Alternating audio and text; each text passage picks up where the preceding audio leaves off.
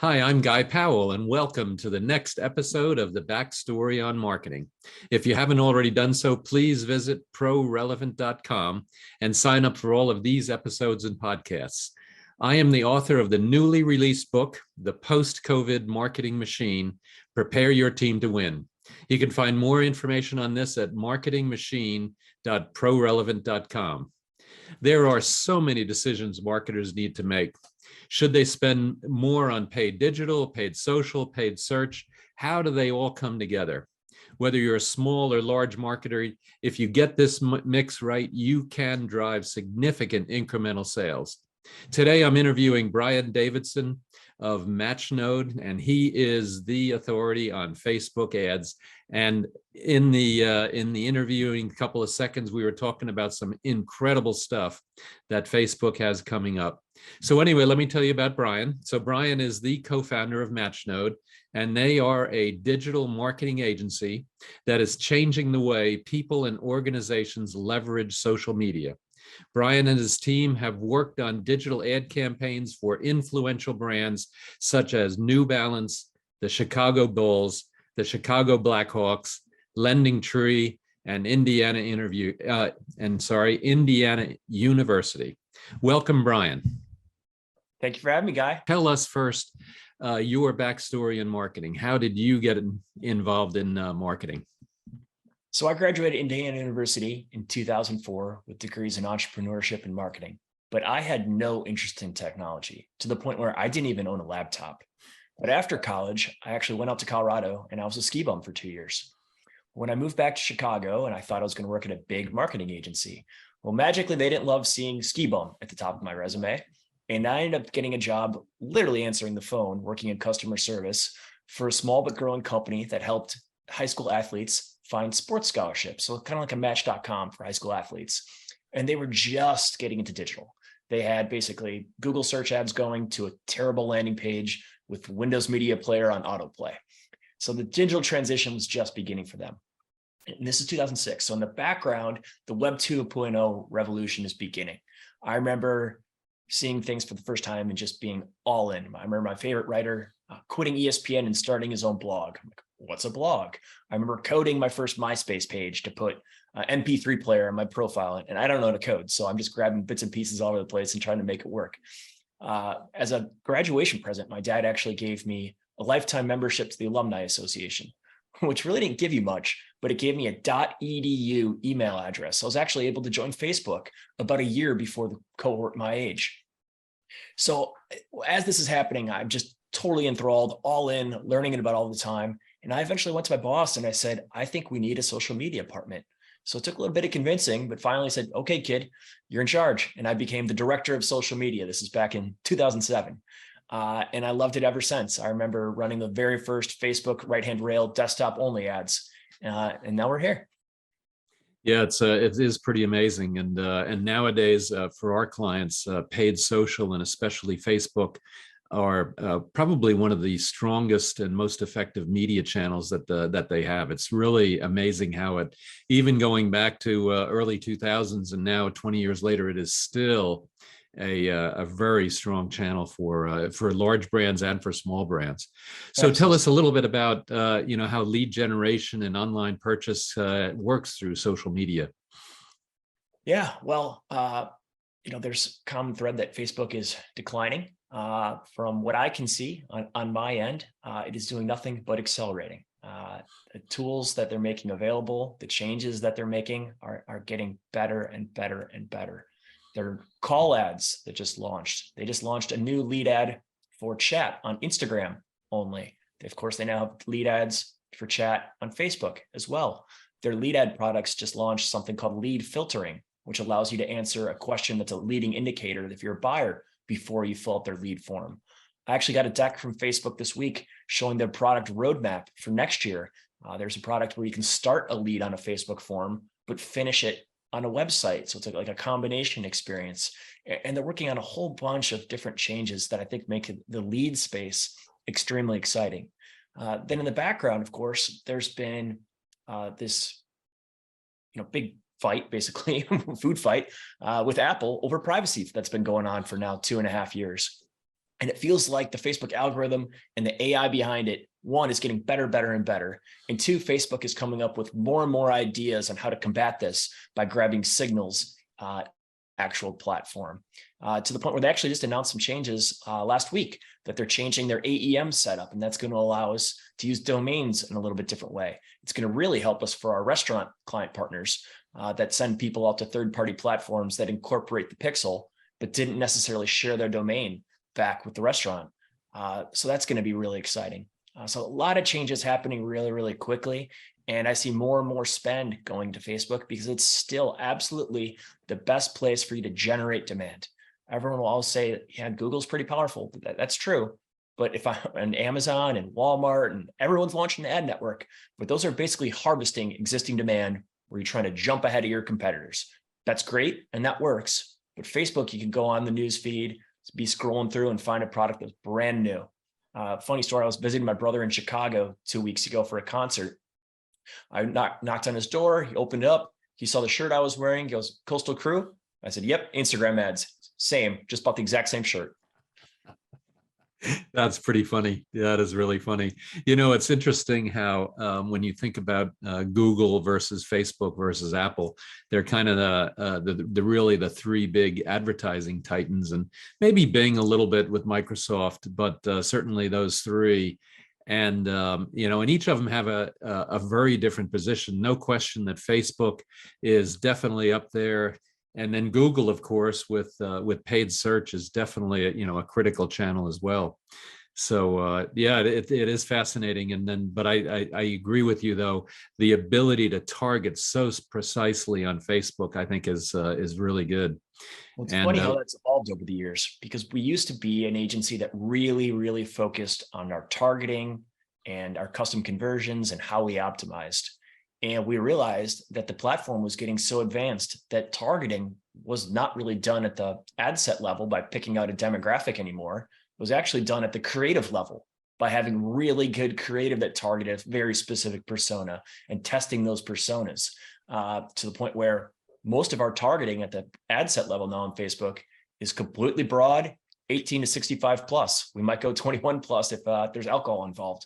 Other than that, we let the algorithm do its thing and focus on making really great thumb-stopping creative. Oh, that is fascinating. Yeah, and that makes a lot of sense, because you're right. The the AI and the technology that Facebook is doing, you just let it run and let it do its thing. That's really interesting. Yeah. So now, do you see it being different for like B2B companies versus consumer companies? Is there a big difference there? There is. The bigger your addressable market there is, the more success you're going to have on paid social. So if your product can sell to a pretty wide audience and you're B2B, like you're selling computers to every business in the country, yeah, I think you're going to be very successful on paid social.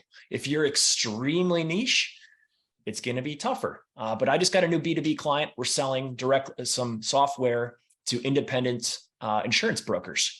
And we're crushing on Facebook. I launched campaigns on LinkedIn and on Facebook, and Facebook is far outperforming. So if you have a big enough addressable market, you could certainly be successful. If you're really niche, you probably want to be using some slightly different tools like Facebook's custom audience tools and trying to build out your list, or even just email marketing through building lead ads on Facebook and then remarketing to those people. So it's definitely a much longer game of building up that credibility if you're very, very niche, but it can be done. Yeah, because thank you for that. And also interesting how you're comparing Facebook and LinkedIn. So where do you see both of them acting in similar spaces, or do you see LinkedIn being better for one thing versus another? Yeah, LinkedIn's algorithm is not nearly as powerful. I find that the LinkedIn lead ad product, where you're capturing a lead on platform, is probably their most relevant ad product for most brands. Their CPMs are off the charts, sometimes double, triple, quadruple what Facebook's are. And that makes sense. You spend less time on the platform, so just less total impressions. And you're also battling with other advertisers, i.e. recruiters, that get paid really well to recruit people on LinkedIn. And you're battling for them for that CPM. Oh, that's interesting. It's always funny. to see an industry where you have somebody that's totally outside the industry that is affecting your industry, and hadn't Right. thought about about that with recruiting. One of the things, and I'll talk about even Amazon as well, is one of the things, if you're building a user interface for your website, the standard now is Amazon. If your website, if you're an e-commerce site and you don't do as well as Amazon, then you're basically going to be losing people just because you don't have that sophisticated, really smooth, really easy kind of user interface. Now, of course, Amazon is also an ad channel. How do you see that fitting in with what you're doing? We really don't use it for a lot for our customer base, mainly because it's just the types of brands that we look for. Generally speaking, we're trying to generate demand for people rather than harvest that demand. So of course, a lot of CPG brands really thrive on Amazon. That's really not the space that we play in, but of course it is growing. But at the end of the day, you're now trusting Amazon. You don't own that customer. You're not getting that data. Amazon owns that data. So to the extent that we advise clients that are moving in that direction, we tell them you want to own that relationship as much as possible. And your website, yeah, it's going to be harder to compete with that conversion rate on Amazon, but owning that data is so important. So you want to build a great mobile first converting website. Yeah, very interesting. And I like your point too about who owns the data. And so I've got a couple of books up there on Amazon, and you're right, you don't know who bought it, and you can't then retarget them. You can't do anything with them. You just know that there was a sale. And so you're right. That is a really good point. I've Now, been how does how can people leverage Facebook ads to sell on Amazon? And I said, I've got some ideas on what might work, but I don't know if it's going to work, because at the end of the day, that's all their data. Yeah, no, and that makes a lot of sense. So how do you see Facebook versus Instagram and the metaverse to be leveraged for some of your clients? Well, metaverse is going to be a ways out there. And I've bought the HTC Vive. I bought the first Oculus. I bought the second Oculus. I've got the current Oculus. I will buy the super advanced expensive one when it comes out, because I'm all in. I believe that is the future, but that future is a long way away, especially for monetization. I actually still get a little sick, like I'm flying in the air when I'm playing around with it. There's the Iron Man game. That's pretty darn cool. I'm flying around. I'm like, ooh, I feel like I just went on a roller coaster. So I'll put that out there. But Facebook and Instagram, I really just look at them as one and the same, of working together to find that user. It's so funny to me that the products are so similar and how they try to encourage cross-posting. And what's really cool and interesting to me, just as a consumer, I kind of keep tabs on things. When you post your story to Instagram or your story to Facebook, you can actually look which one of your friends took a view at it. And it's funny how different content gets viewed by different people on different platforms.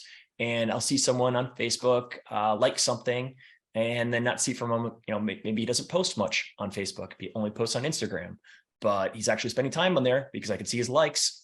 So it's interesting how they both work together. And even Facebook Messenger is the preferred messaging platform for a lot of people, as well as their SMS for a lot of people. So particularly Android people. So I view them as just one big product trying to gain our attention over time. Yeah, interesting, and that seems to be what the play is as well with some of our clients, that they really do kind of really fit together. Now, so give us a case study. You mentioned when we were off air that you had one client where you were able to triple their revenue through what you were doing. Well, there's a lot of case studies on our website.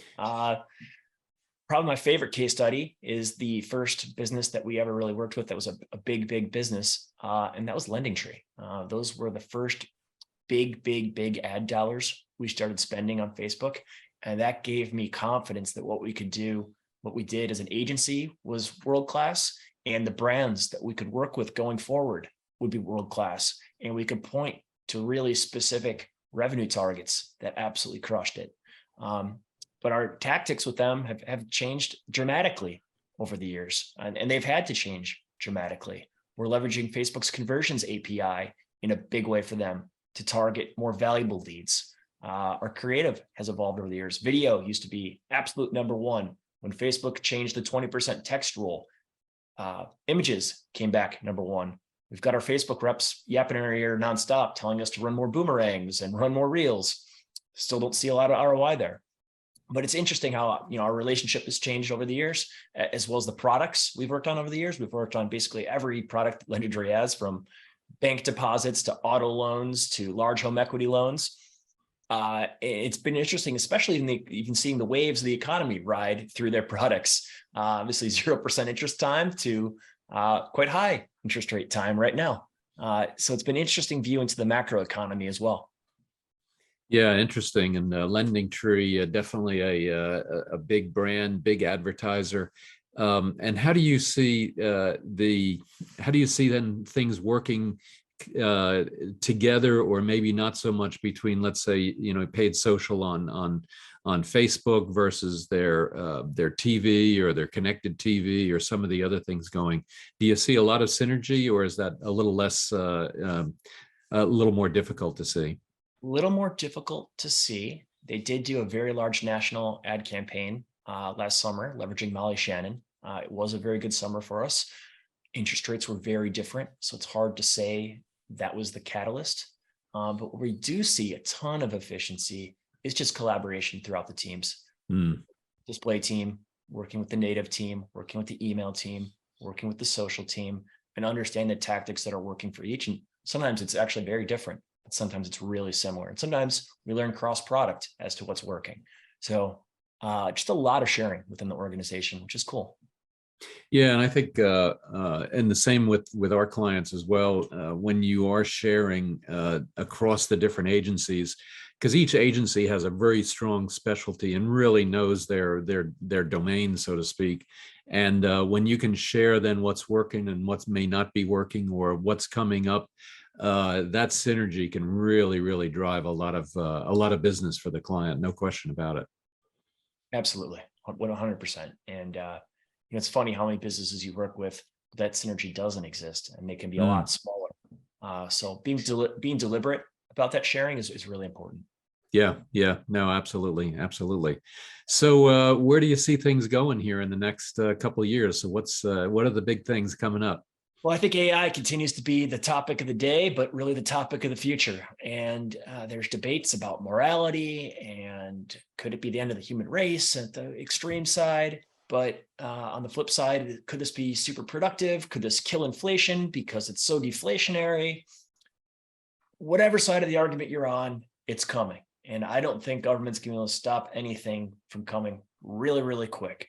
And if our government manages to put on some brakes, there's going to be another government where the brakes aren't being applied. So it's coming. And yeah, I was just even reading an article just before this call on Bloomberg about Facebook starting to design its own chips to do a couple of things. One, it's to make better recommendations within the algorithm, but two, to make better recommendations to their coders who are coding all the different products. So that's happening really quick. The generation of new images and videos and taking an image and making it a video. Actually, I just joined a Slack group with a bunch of Chicago marketers. We're all just sharing our AI tips and tricks back and forth because it's changing so quickly. Starting to play around with AI for just idea generation, writing something in and seeing what Dolly spits out back at me. Oh, that's kind of interesting. And showing that to our design team, like, could we make it look a little bit more like this? So that sort of recommendation engine is, I think, where we're at right now, but it's going to get better and better and better as we go. And it's going to be fast. Yeah, and I think you're right. And I think there's a couple of things, at least in the short term, where I think AI is not going to take jobs. I think it's actually going to add jobs. I think, and I don't know, I think it was in the 60s or the 70s when computers first came out, and you had these big IBM mainframes, and everybody was going to say the office workers are going away. And yet today there's probably more office workers than less office workers, percentage wise. And so then the computers at that time, and now of course laptops and cell phones and iPads, they have significantly improved our productivity so we can do more. And to your point, you talked about government competition as it relates to AI, but even just generally competition. I mean, I have to be, as a marketer, I have to be up and I have to be better than the competition every day. And if AI can help me do that, I'm going to do it. And so I definitely see, your point, and I think you're right. It is going to be something that's just going to be accelerating everything that's going on. I had a client tell me, we went out to lunch. He told me, Brian, I don't think AI is going to take jobs, but those who don't embrace AI, they're going to lose their jobs. That is a very good point. That is a very good point. I think you're right. And too, even going back, 20, 30 years, again, back to, when the computer was supposed to take everybody's jobs, I think exactly that happened. Those people that didn't learn how to use a computer, they did either lose their jobs or were, needed to kind of get relegated to somewhere else. Yeah, they was hammered and they weren't a high producer, so they didn't get promoted, and vicious cycle. Yeah, absolutely. And so how do you see agencies then embracing AI as we move forward, just in general? Well, I think there's probably going to be a wave of tools that are overhyped, and there's going to be a wave of tools that can really help really quickly. So, just taking notes on calls right now. I've got an AI note taker that we're pretty sold on. So usually we had 2 people from our agency always on every single call. So if something got missed, there was some notes on it and someone else could listen in. I don't need someone every call. I can have the AI listen to it. I assume Zoom will build it into its product pretty darn shortly. So that's amazing. I could see email marketing being completely transformed through generative AI, creating basically emails that are personalized to every single person based on what it sees in the platform. The image creators, I think, are going to get better and better and better. So their marketer doesn't necessarily need to have a designer to get an ad live. They can feed all the assets into the AI and have it spit something out. But we did try one last week. I don't want to say their name because it's disparage them, because I like everyone that's innovating. We tried it, like, not there yet. So, I think there's going to be some things that come really, really quick that we can use, like using ChatGPT to write copy right now. Perfect sense. Using Baird on Google because it's up to date, and using the live web to interpret things. I had Baird actually summarize a podcast for me the other day. That podcast went live yesterday. I put the podcast link into Baird. It said, summarize this podcast for me. And it gave me a cool little transcript, and I sent out a tweet with it. So I think there's going to be a ton of stuff right away that we can start using, but there's going to be some limits, and it's going to get better, but I think it's going to get better fast. Yeah, we were talking with one of our clients, and unfortunately they're in the financial services industry, but I agree with you that the AI, the generative AI, can really write your code for your emails. Unfortunately, this client is in the financial services, said, oh my God, I need to get my lawyers to be able to approve every piece of copy that goes out. And, and they wouldn't be able to take advantage of all of those different variants that might come up, because there are so many different ways to, to write copy, and copy, like you're saying, that is perfectly positioned directly for that individual is exactly what AI can do. And especially for email, which is so nice. 100%. But even when you just laid out, that's a perfect business opportunity. What about an AI that's compliant for a specific industry, that knows exactly what it can say and what it can't say? And then all of a sudden you're cutting out a bunch of lawyers. Yeah, right. Well, I think though, lawyers will always expand into the space given. So I don't know if you'll ever cut them out. It's a dream. I would love it.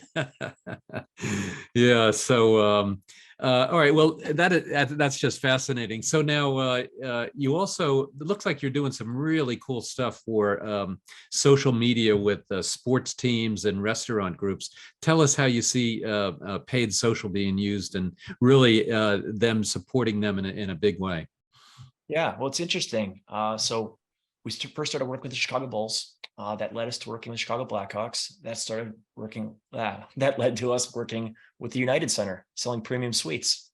And it's interesting how when we started out, I assumed it would all be kind of lower priced tickets because the majority of tickets were going to, in the great seats, were going to season ticket holders.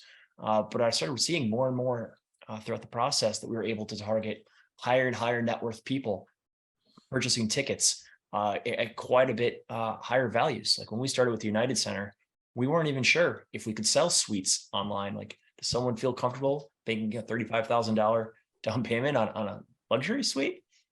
Turns out they were, and they do have an e-commerce product, and it works. And it's very important for all these teams, depending on their relationship with the ticket brokers, to jump those ticket brokers in a lot of ways. And luckily, they have great quality scores, so they're able to do so.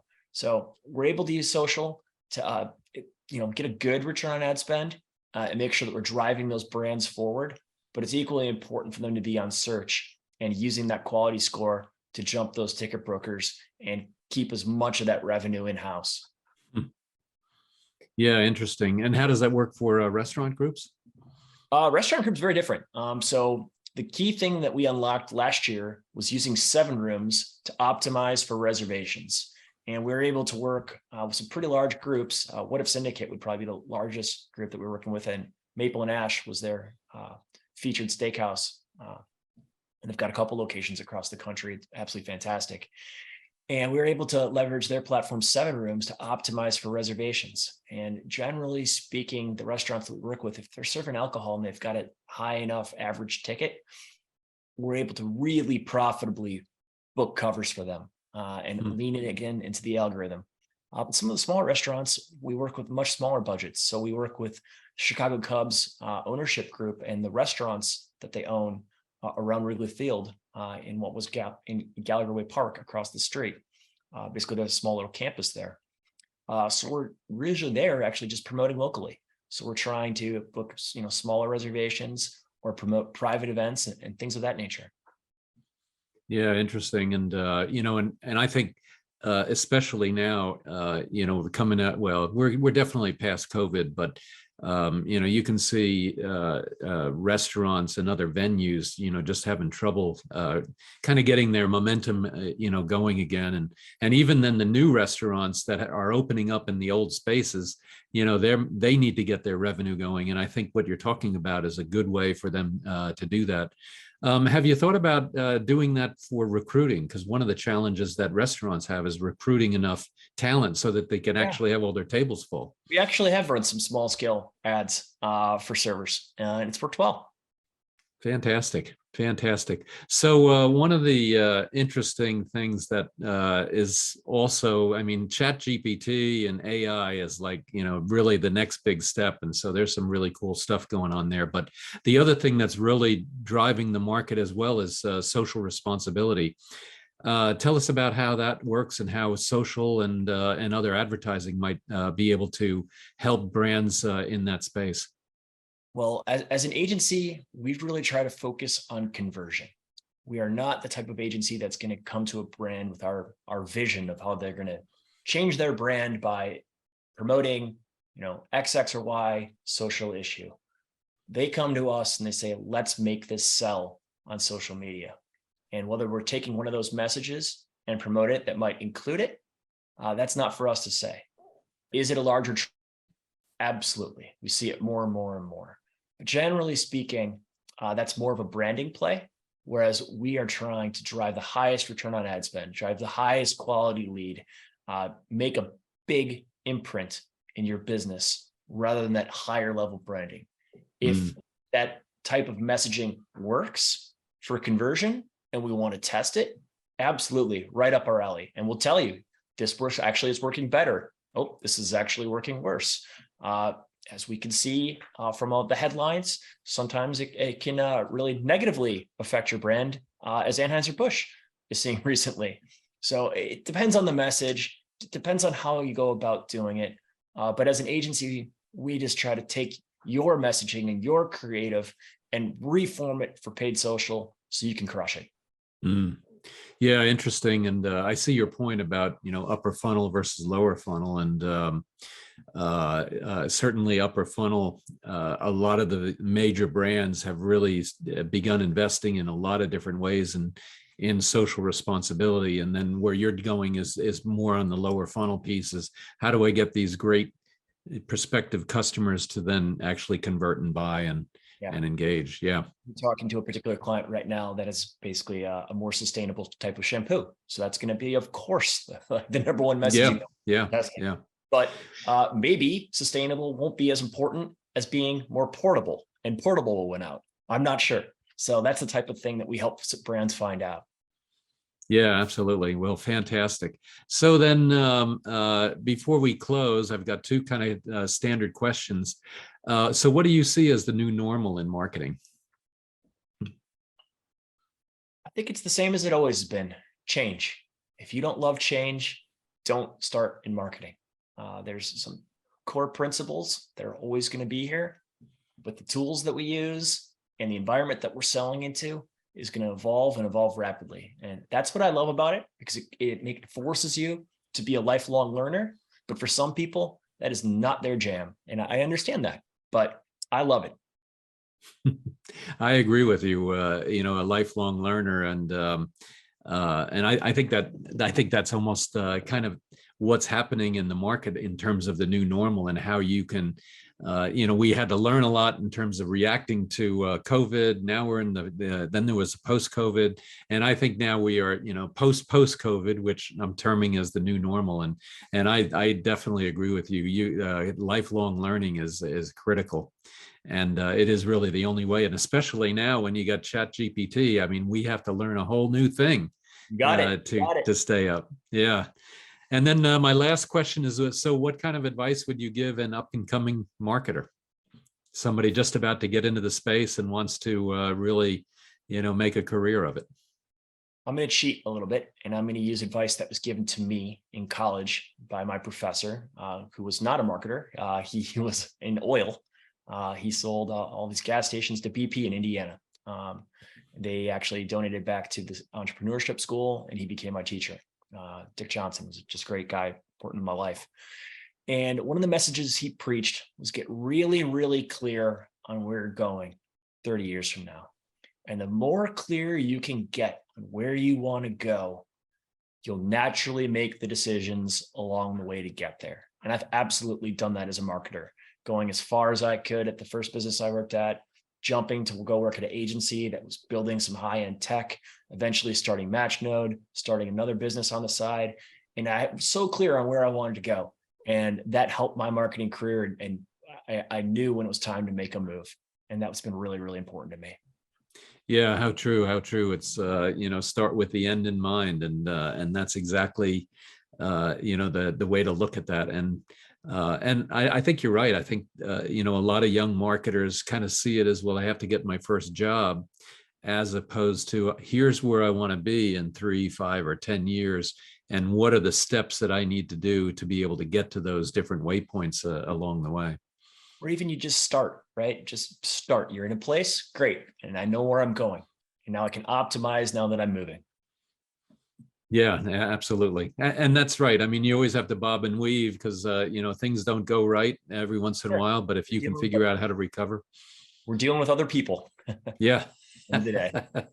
I mean, it's the same in marketing. You're dealing with competitors. As much as we'd like to think we can come up with this great strategy, that strategy works until the competition reacts in a way that you didn't expect. 100%. 100%. Yeah. Read and react. Yeah, exactly. So is there anything else that you'd like to add before we close? If you're interested in more on Matchnode, you can read about us and our case studies on our website, which is just matchnode.com. Hope you guys got something from today. But if anyone wants to chat with me, just reach out.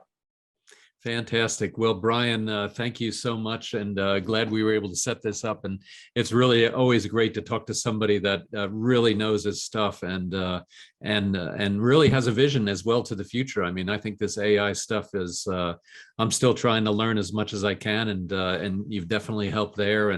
And then also, like like you said, paid social is doing so well, and Facebook is doing so well.